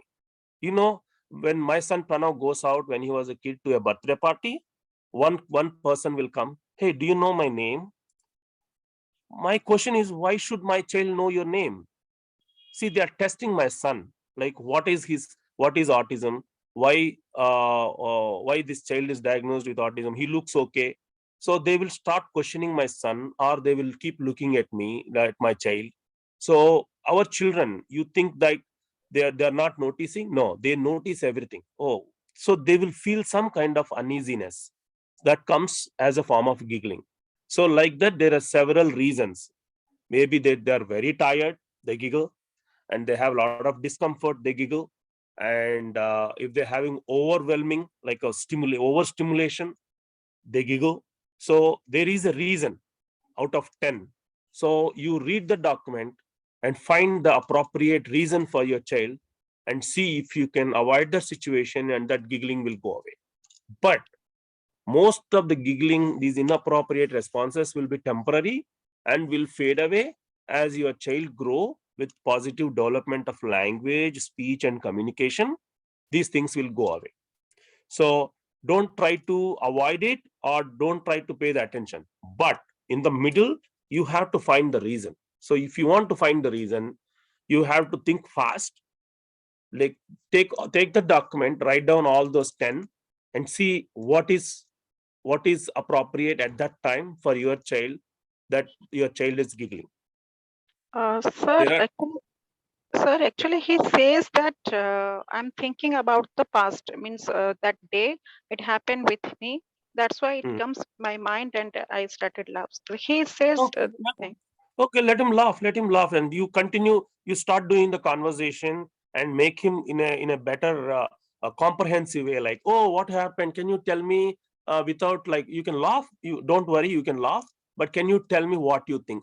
Put him in a conversation that he can share that with you slowly, with 1 word, 2 words, 3 words, and you can keep asking him next day that, is there anything you want to share with me that you'll laugh, beta?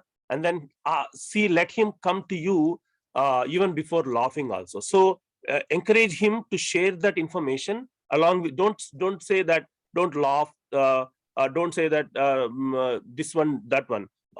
Get him the concrete information from his language, and you ask him every day, hey, is there anything you want to share with me that in the past what happened? So let him come out in a positive way. Okay. Yes, sir. Thank you, sir. And one more Okay. thing, sir. He is very friendly and happy inside the home. Means he is very talkative with us.